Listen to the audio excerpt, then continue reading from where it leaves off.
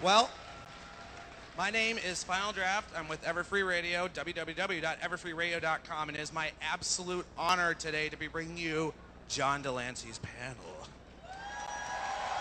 Please give a warm Bronycon welcome to Mr. John DeLancie!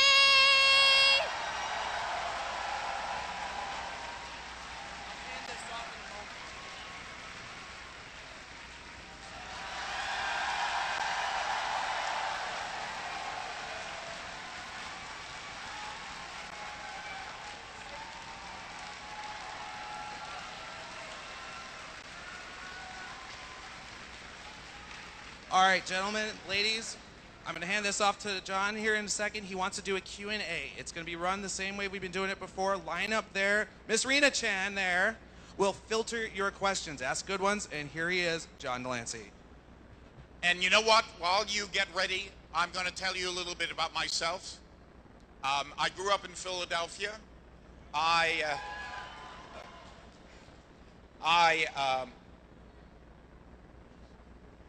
Some of you might know this already. Certainly the people in the Star Trek crowd know it. But I grew up in Philadelphia, and I ended up flunking out of school a couple of times.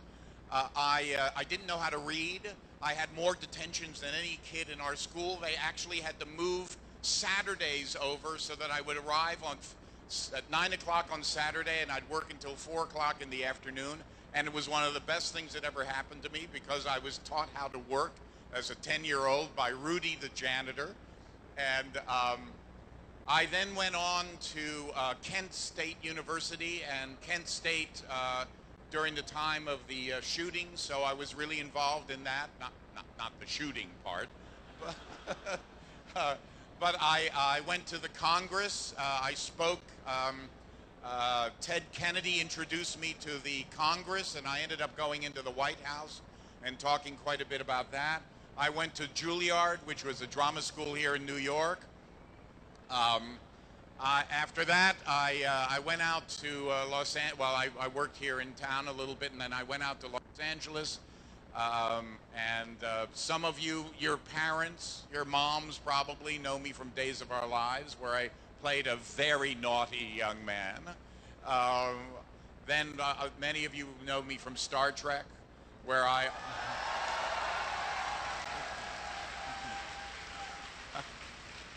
Of late, some of you know me recently from Breaking Bad. I don't know how many of you have seen that.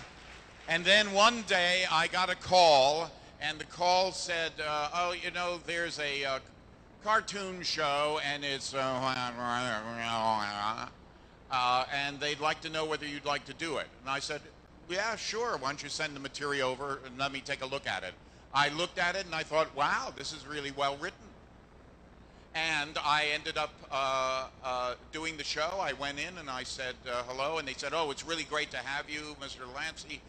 Great to have you on the show. It's for like that. That's how it went into my head. I did the show and completely forgot about it. And about, I don't know, 3 months later, I go down to my computer, and I got about 400 emails on my email, and I'm not happy. And I'm not figuring out, how did these people, and I'm beginning to read a couple of them, and it says, My Little Pony. And I called up to my wife, and I said, what do you know about My Little Pony? And she said, well, you voiced it. And it's a program for little girls. I went, well, these aren't little girls that are writing me.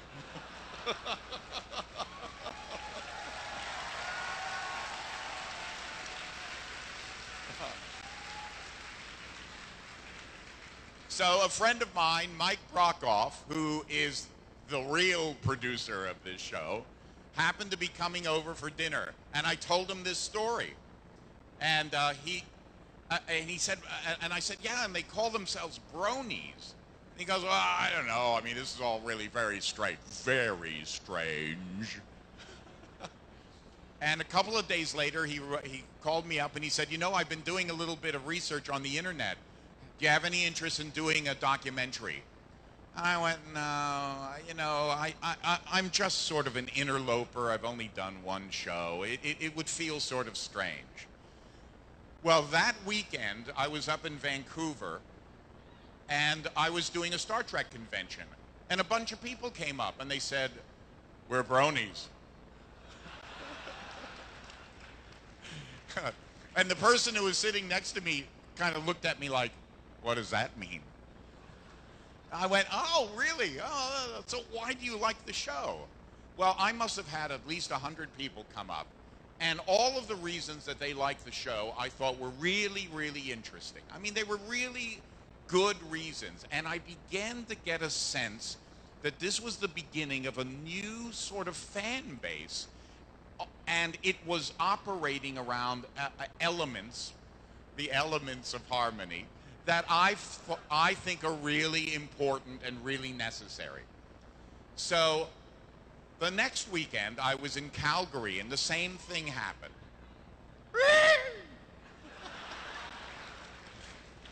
And I'm now beginning to get a sense of who the community is. And Mike sent me a couple of news clips from a news station, which I dare say should not call themselves a news station.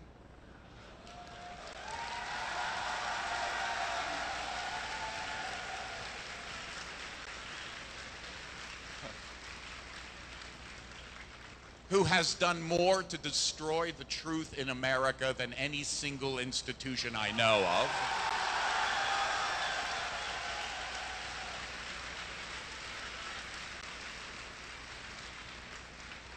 And it pissed me off.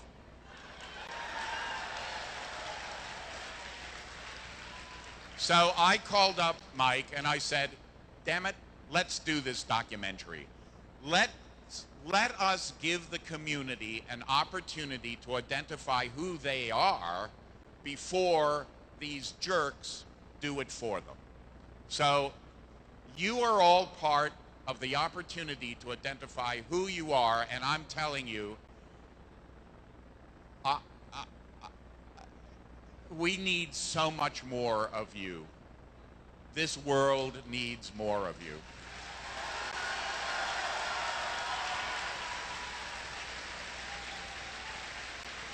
And if there were ever an opportunity to make this world better, I think it's going to come from this group and more groups like it who finally began to say, you know what, it's got to be better than what we've got right now.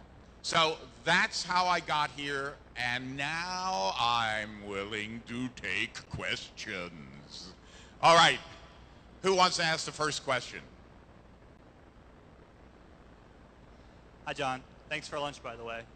My question is, now that you're acutely aware that you have a brony army at your beck and call, what is it that you would like to see from us as a community? Tara asked for an OC and she got it in 30 minutes on the internet. So what would you like to see from us? Well, okay. Boy, you know what it is? I think that we right now, because I'm very much involved, not in an official way, but I'm involved in. I read the news all the time. I watch the news. I do all of that type of stuff. I know what's going on in a political way and what have you. I think you should vote. There are a lot of people out there who don't know they're bronies yet, but they are behaving like them, and I think you should vote for them. So that's what I'm here to do.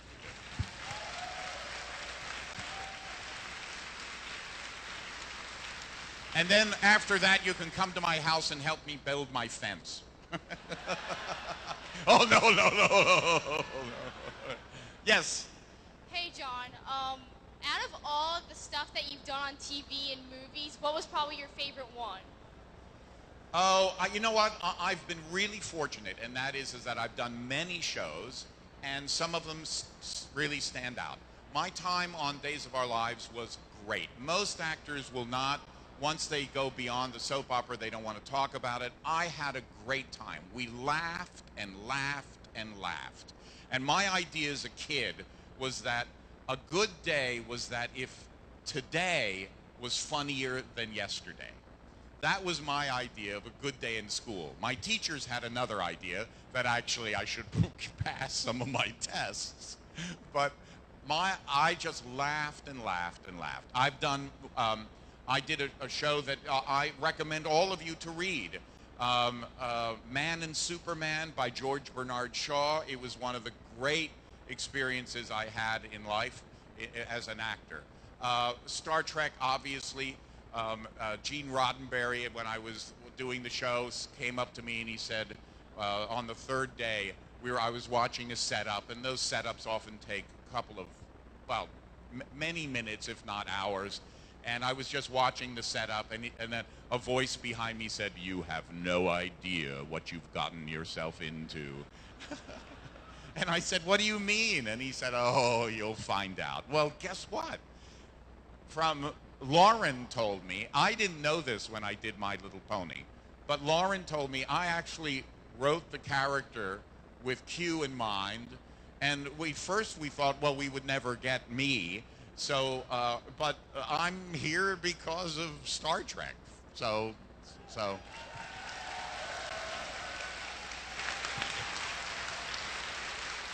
Okay, next question. Hello. Would you please share with us your childhood heroes or villains, as the case may be? Well, you know, that's an interesting question. As I said to you, I learned how to read late. I had dyslexia. Before it was called dyslexia, it was called just being slow or retarded or stupid and what have you. And so it was sort of a stigma. And I finally got to a school where the headmistress said, "Oh, I think he has dyslexia."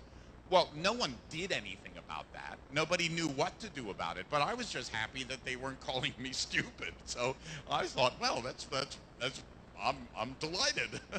And the first book that I read was Jules Verne's Mysterious Island.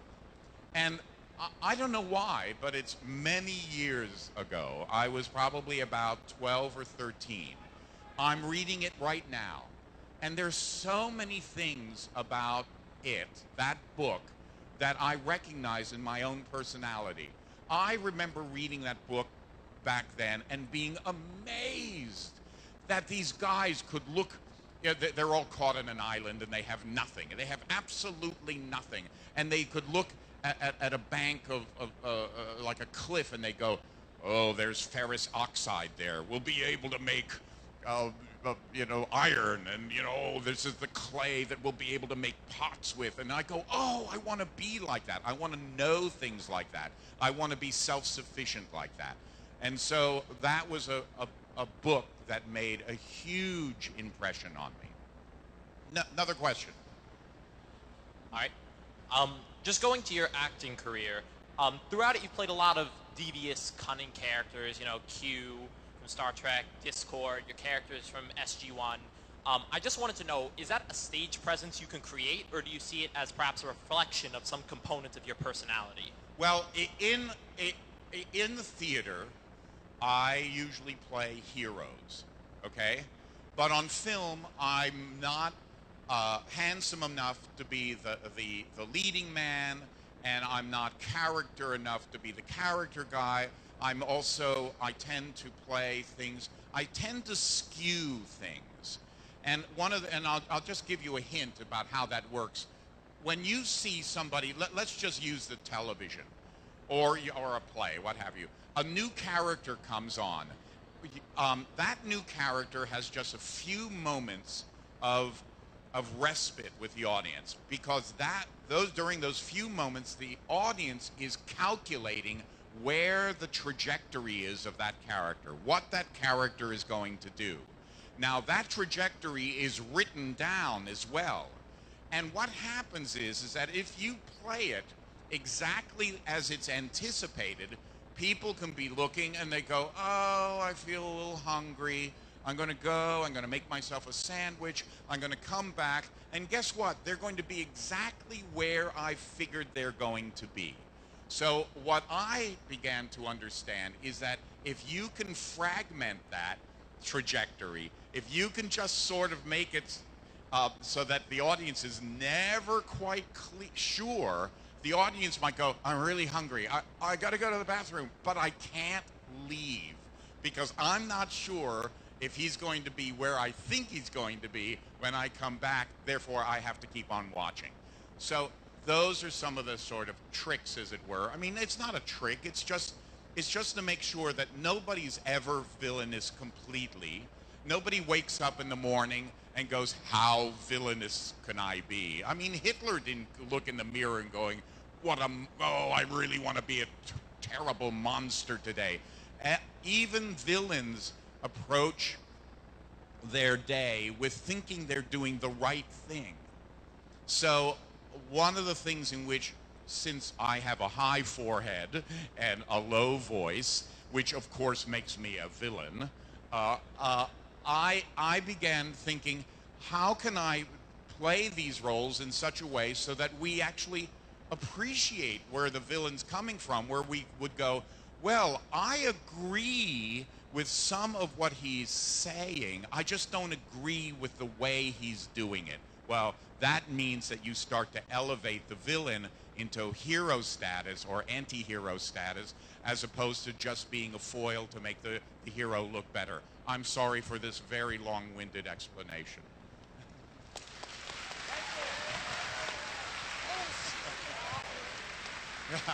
All right, next. Hello, John. Oh! My question is, do you know the definition, what are your thoughts on the general concept of omnipotent or godlike powerful creatures such as Q and Discord? And do you know, and what are your thoughts about other omnipotent characters such as the Batman and Loki? What is the word you're using? Opulent? Omnipotent, as in like you have godly powers of manipulation. Oh, well, you know, in literature, there are so many characters like that, and I just think it's something that people really enjoy. One of my children, when he was very young, he came down the stairs and he just had what we thought were a pair of underwear on, okay? And he went, I have, and it was naked except for the underwear, I have power, I have Spider-Man power. And then he took the underwear off and he went, and it was Superman, and now I have Superman power. And he looked at him, and now I have the Incredible Hulk power. I am 3 times powerful. It's like, okay, relax. But I just think that's something that people enjoy. And I can't tell you how many times people have asked me, what would you do if you had that power? So I think it's great. You know, if you go back to the old, to Homer's stories and, you know, the Odyssey and the Iliad and what have you, they're all about the gods, the gods, the gods. Okay, next.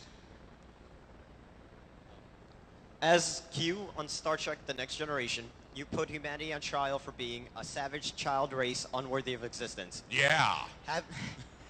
Having experienced... You have a problem with that? No, sir. No, sir. Please.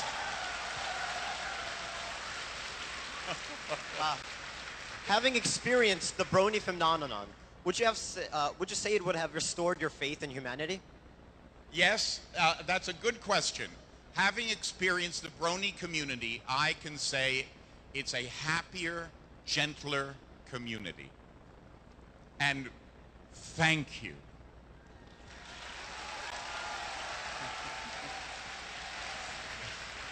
Next. Yes, come up.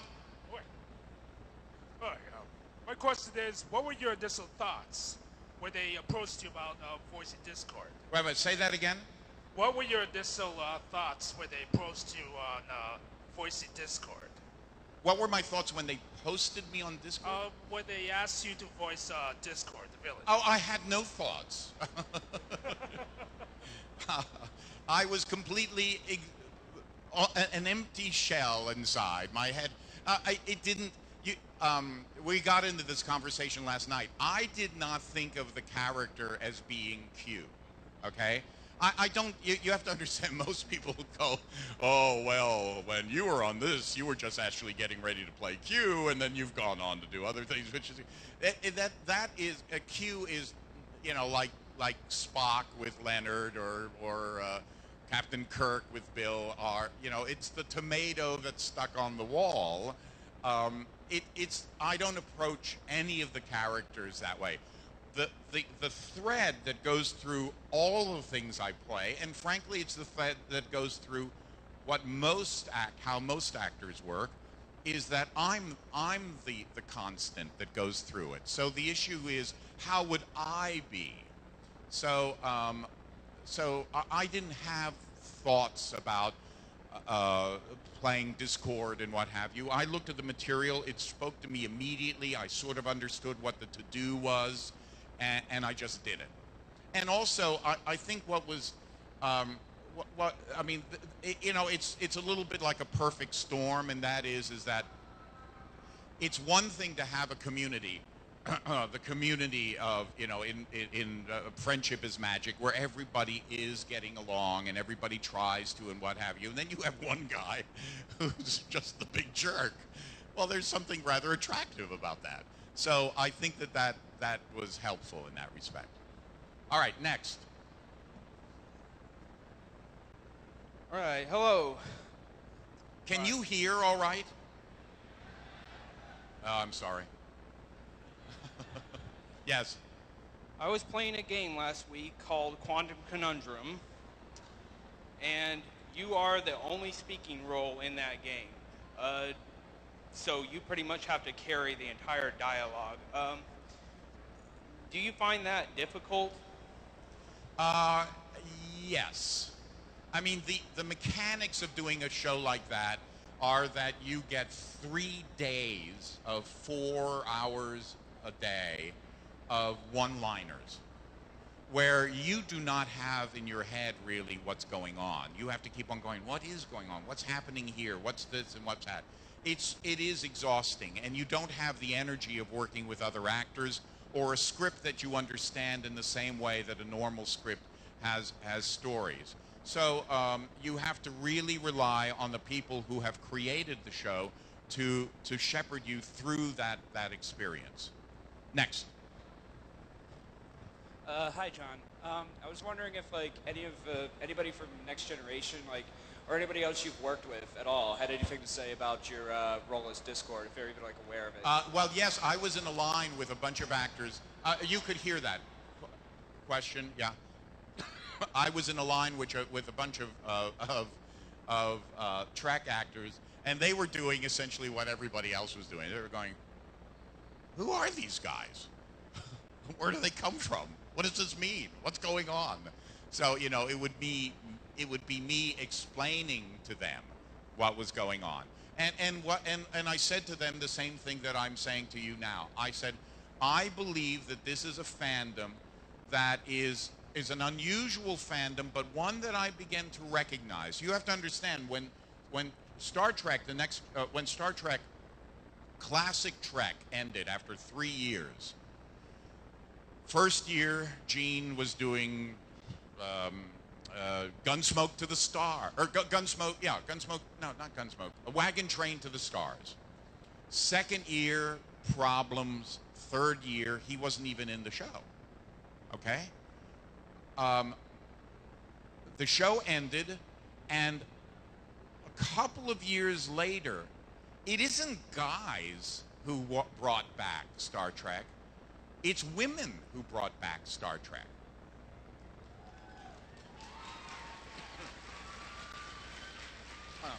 They started the coffee clutches and the meetups in restaurants and the write-ins that began to become overwhelming.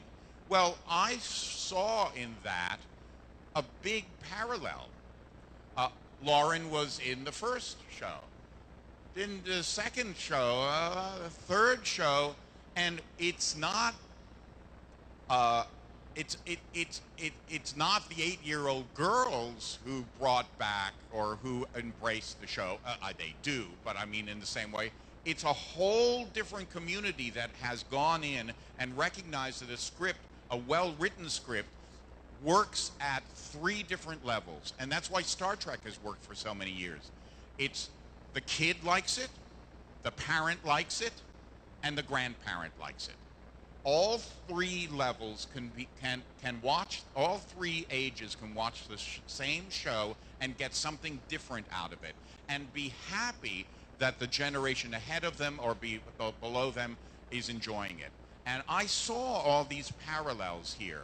So that's sort of my fascination with this. And because I missed out on classic Trek and started the series going on the next generation, that fan base had already begun to take place, so I was just joining the stream.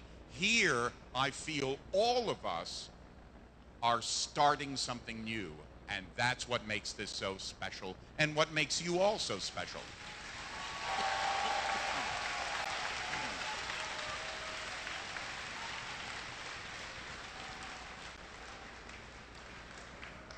Yes.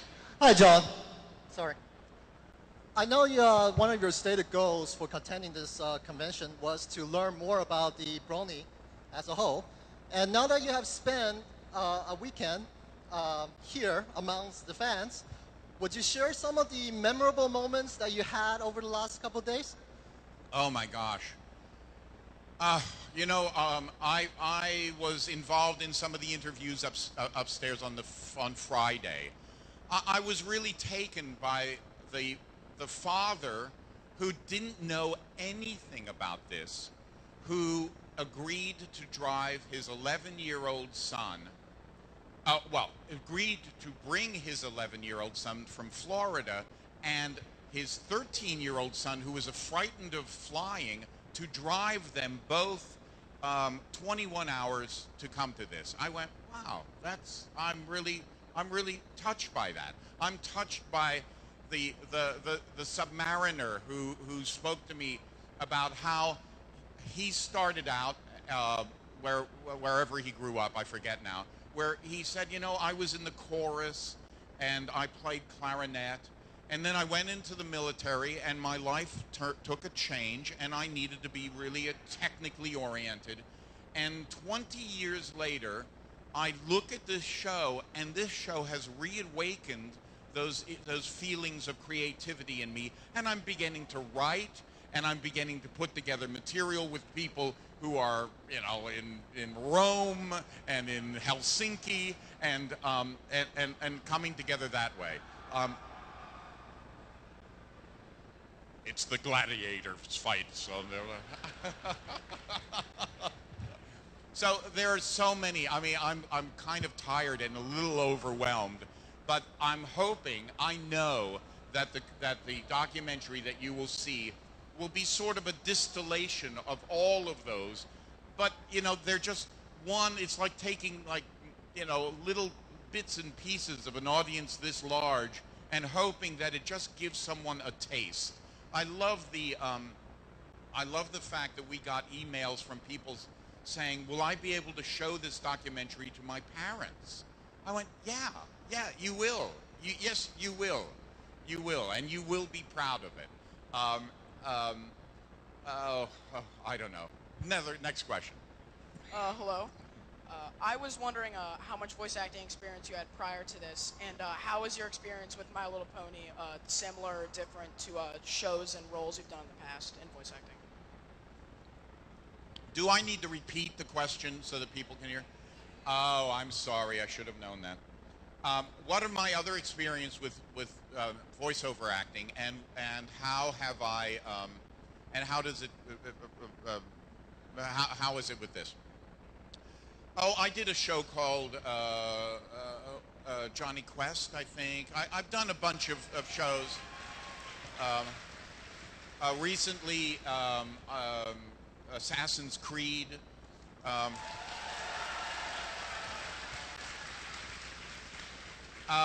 I belong to a group in Los Angeles called LA Theater Works. And LA Theater Works has been doing for the last 25 years plays. I mean, you know, regular plays. And we do them as radio plays. And we do them for a very particular reason. And that is that for an actor to get involved in a play is often at least a 3 to 5 month experience. And sometimes you just can't take that much time. But if you can take a week to work on really great material and then do it as a radio show, that becomes wonderful. I did the Invasion from Mars, the Orson Welles Invasion from Mars, for a Halloween broadcast a number of years ago, and the headliner was Leonard Nimoy. And I asked Leonard afterwards, I said, did you enjoy yourself? And he said, I had a great time. So I said, I have an idea. I would like to do dramatizations of classic science fiction. And why don't we call it Alien Voices? And we ended up doing for audio sort of old-time radio. Time Machine, Journey to the Center of the Earth, The Invisible Man, First Man in the Moon, you know, Lost World, Journey to the Center of the Earth, whatever.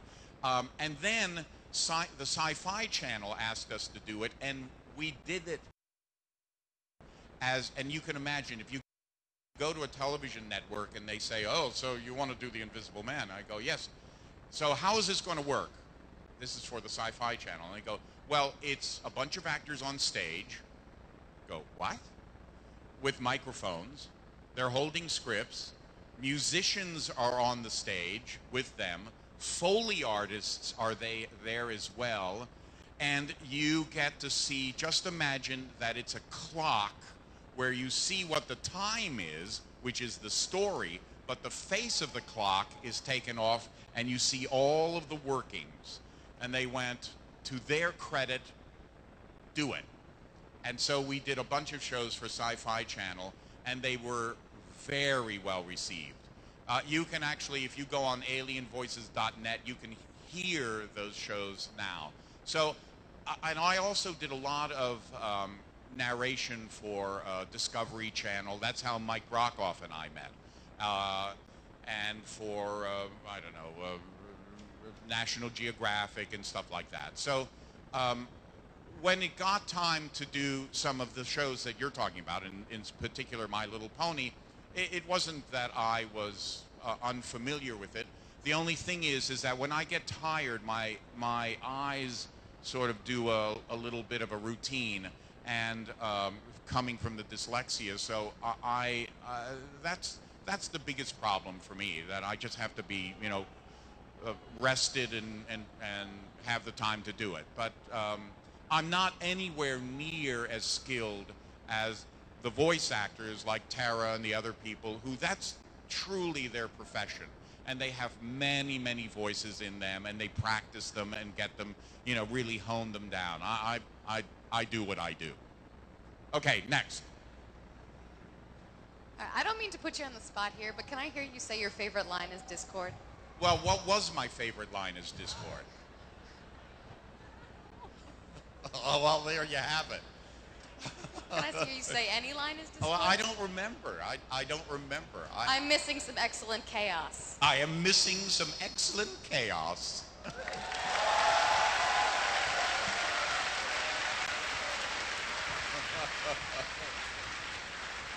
No. Yes. Hey there.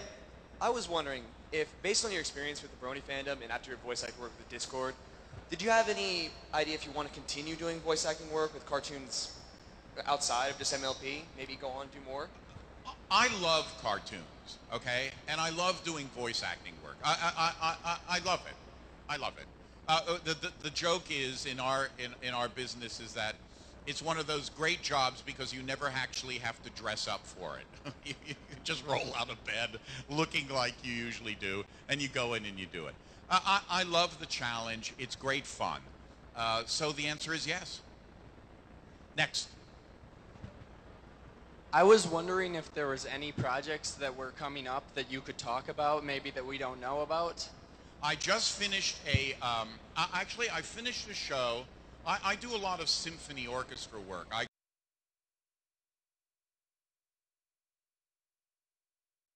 created a bunch of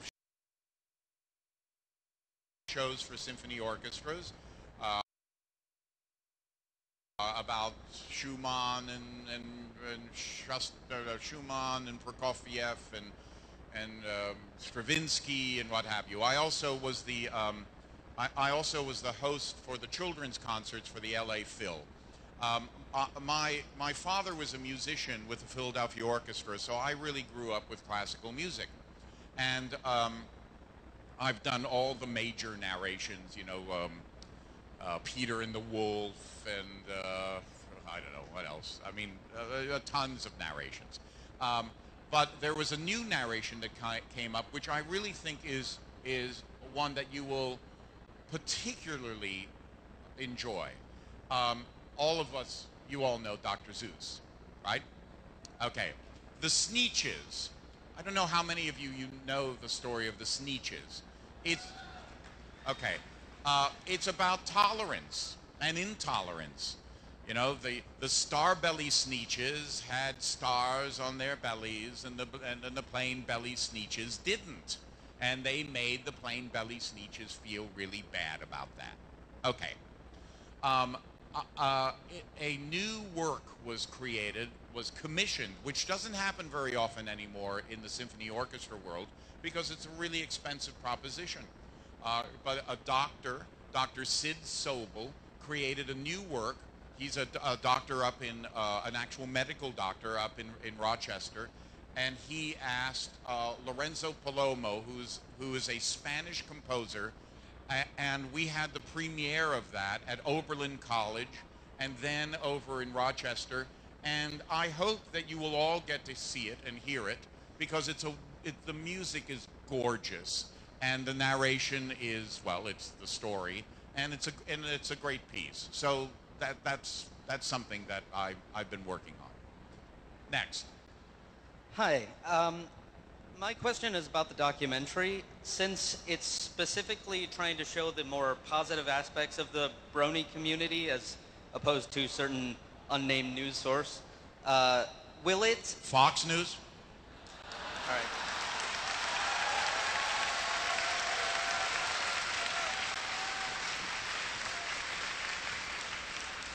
A certain named news source. Will it acknowledge the more negative, or at least less family-friendly aspects of the fandom that aren't perhaps on display at this convention? Well, mostly what it will be is we're not looking to do a candy-coated documentary, nor are we looking to do an expose.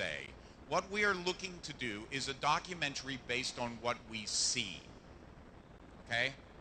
I'm sure, like in any community, there are doors that you kind of go, wow, I don't know if I really want to go through that door. But we didn't go through that door, so we're not looking for that. We're just not looking for that. There are so many things that are good about the community that I happen to think are good. I mean, somebody else might go, oh, well, that's just silly and who cares and what have you, and that might be their opinion. But I happen to think this is good. I happen to be somebody who feels that, when you send people to government, to work in the government, it should be to make things better, not to make things worse. And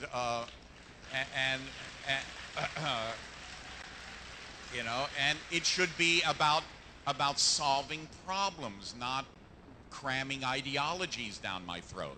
And so I feel that this is a community which is really I don't know, I grew up during the 60s. So, I mean, I'm still growing up, but I mean, that's where the rubber hit the road for me in terms of, and we had I was a kid with the long hair down to here and what have you, and I experienced what everybody felt about that, and I thought that we ushered in without sounding too corny, the age of Aquarius, and I was happy about that. And I think that you're in your way and ushering in your age Aquarius. So I think that's great, and we are here to celebrate in the same way that this entire weekend has been a celebration. So that's what we've captured. That's what we've captured. Good afternoon, sir. My question for you is, if you believe that you know the characters well enough, to the best of your imagination, could you please voice for us what Discord and Q would say to each other in meeting?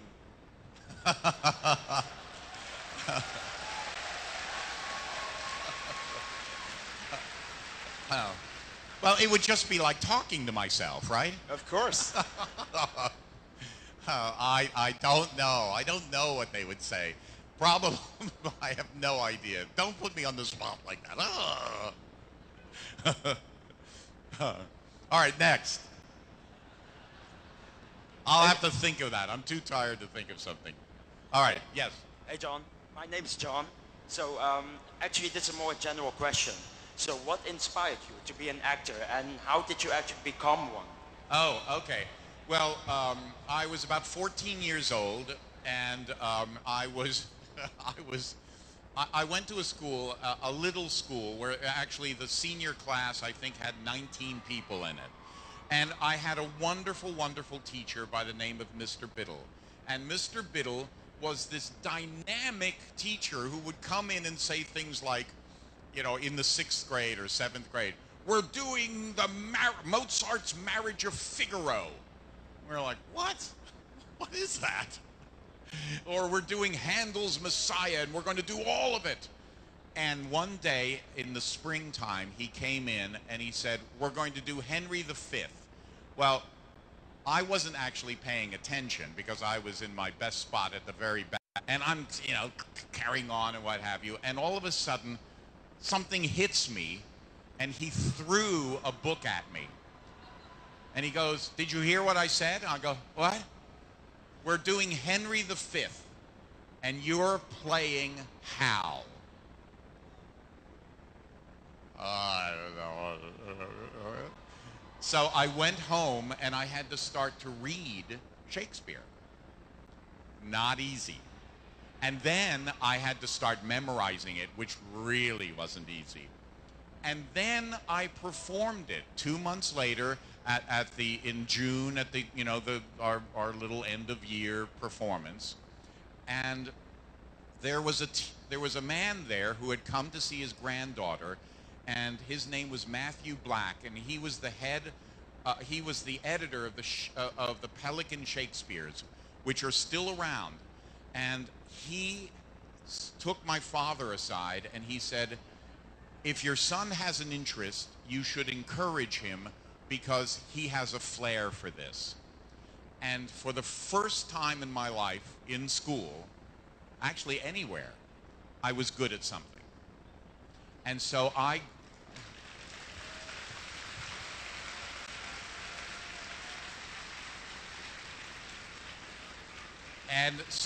grabbed onto that like the lifeline that it was, and I was very fortunate. By the time I left high school, I had done Romeo and Juliet and I don't know, Twelfth Night, and my last performance was doing Hamlet in high school. So that's how I got started. Next. I love your shirt. You too can have a shirt. Ah, you do have a shirt like this. This is a question that I'm sure the Cosmos have wondered themselves. Who's your favorite pony?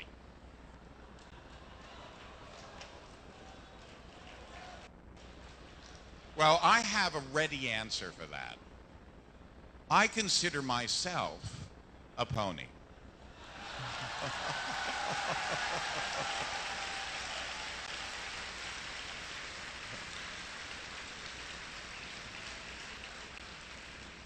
And keeping with the narcissistic character of my character, of course, me. Next. Hi.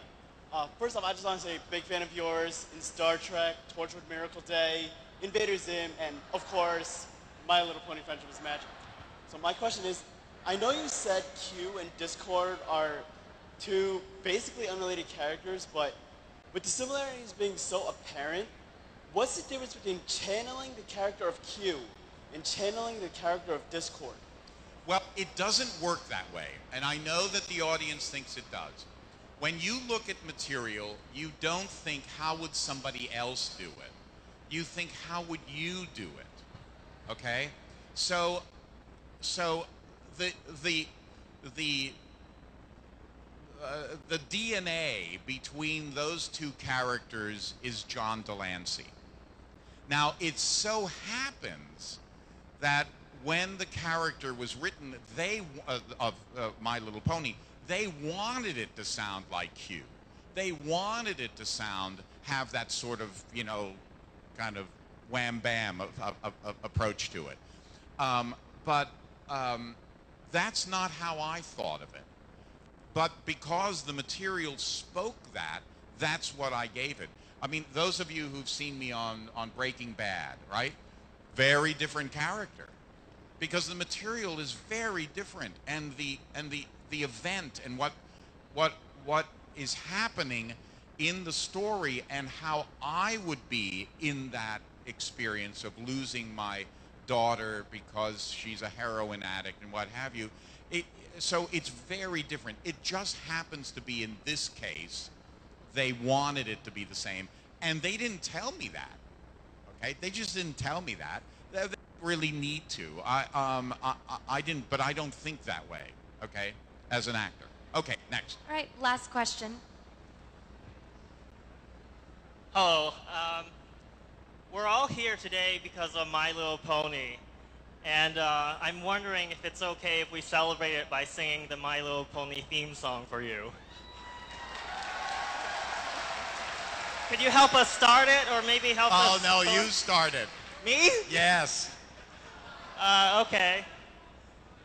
My little pony, my little pony, ah.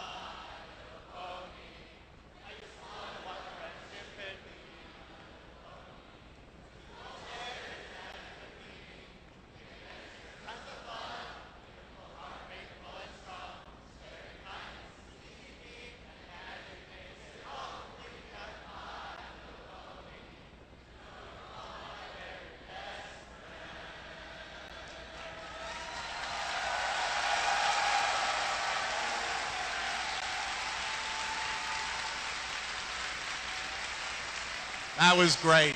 Thank you. Thank you. Have a good time. I don't know who's up next, but... All right, I'm just going to turn it over to Final Draft really quick to close out the panel. Can we all give one last amazing round of applause for John DeLancie?